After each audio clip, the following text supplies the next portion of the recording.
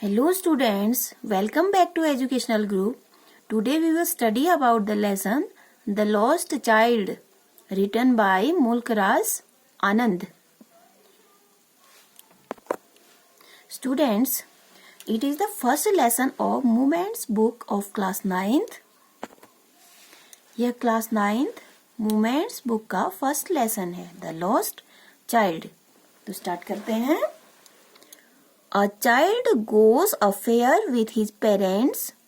He is happy and excited and wants the sweets and toy displayed there.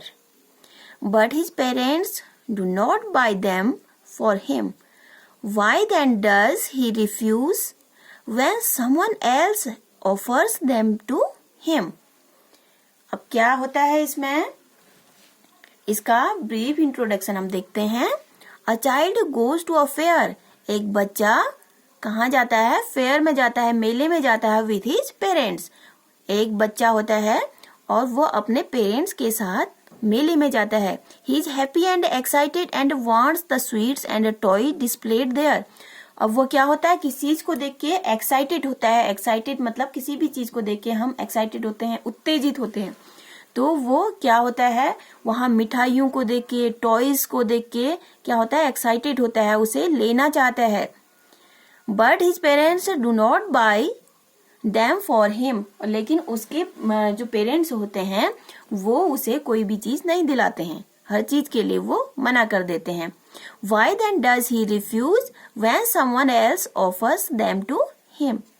लेकिन जब कोई अन्य व्यक्ति वहां आता है और उसे ये चीजें देना चाहता है, वह उन चीजों को लेने से क्यों इनकार कर देता है?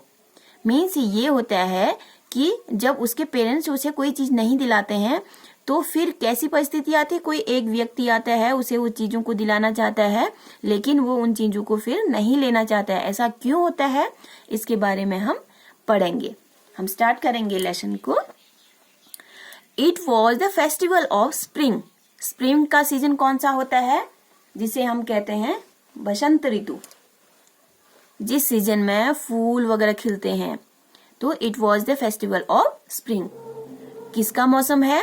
बसंत. बसंत के मौसम में एक फेस्टिवल है. ठीक है. From the wintry shades of narrow lanes and alleys emerged a gaily glad humanity. तो इस जाड़े की ऋतु में लोग क्या कर रहे थे? वहां की गलियों से narrow lanes and alleys emerged a gaily glad humanity. तो लोग क्या कर रहे थे?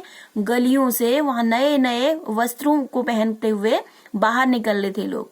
सम walked, some rode on horses, others sat being carried in bamboo and bullock carts. और कैसे आ रहे थे लोग?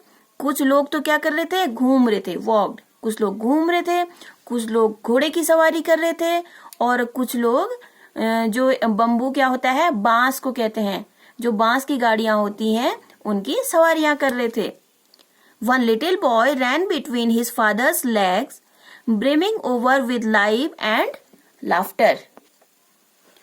और एक छोटा बच्चा क्या कर रहा था? अपने माता पिता के पैरों के पास वह खुशी के मारे घूम रहा था, दौड़ रहा था. Come child come, called his parents as he lagged behind, fascinated by the toys in the shops that lined the way. अब देखिए वो बच्चा कहाँ रह गया? लैग्ड बिहाइंड मतलब पीछे रह जाना. ठीक है. तो क्या वो वहां के जो टॉयज वगैरह हैं उनको देखते हुए उनकी ओर आकर्षित हो गया. फैसिनेटेड मतलब आकर्षित हो गया. तो उनकी ओर आकर्षित होते हुए वो पीछे रह गया था. तो उसके पेरेंट्स क्या करते हैं? उसे बुलाते हैं. कम चाइल्ड कम, आओ बच्चे आओ कहते हैं उसे बुलाते हैं. He hurried towards his parents, his feet obedient to their call, his eyes still lingering on the receding toys. As he came to where they had stopped to wait for him, he could not suppress the desire of his heart, even though he well knew the old cold stare of refusal in their eyes. He hurried towards his parents मतलब कि वह दौड़ते हुए अपने parents के पास आया. ऐसा लग रहा था कि उसके जो पैर हैं, उनके जो पेरेंट्स की जो पुकार थी उसके लिए बिल्कुल आज्ञावान है। ओबीडियंट मतलब आज्ञाकारी हैं। His I still lingering, lingering मतलब होता है टिकी हुई।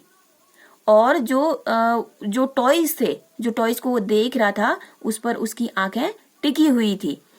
और जैसे ही वह आया, कहाँ आया, जहां उसके माता पिता उसका वेट कर रहे थे, लेकिन he could not suppress, suppress मतलब दबाना, वह अपनी इच्छाओं को नहीं दबा सका।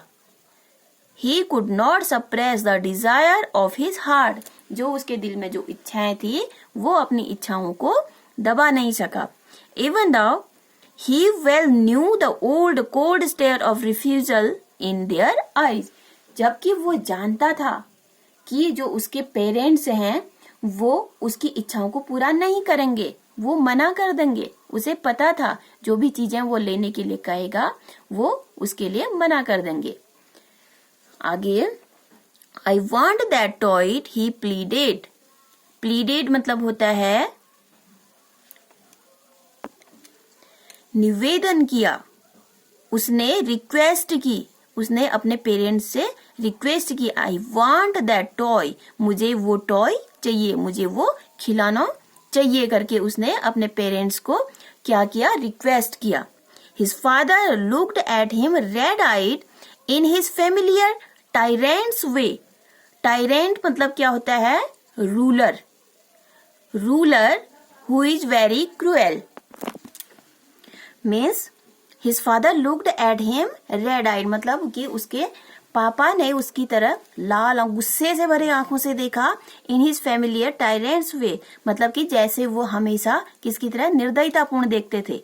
ठीक है, टायरेंट्स में मतलब निर्दयी, निर्दयी भावना से, ठीक है, जैसे वो देखते थे वैसे ही उसकी तरफ देखा। His mother melted by the free spirit of the day was tender and giving him her finger to hold said look child what is before you. लेकिन उसकी माँ का दिल पिघल गया, ठीक है, उसे बहुत बुरा लगा जैसे उसके पिता ने उसको गुस्से से देखा और उसकी माँ को बहुत बुरा लगा। उसने क्या किया, उसने अपने बेटे का फिंगर पकड़ा, अपने हाथ से फिंगर पकड़ा और कहा कि sad look child what is before you, देखो बच्चे आगे क्या है, मतलब कि उसका ध्यान इधर उधर बहलाने के लिए उसने कहा कि आगे देखो बच्चे क्या है।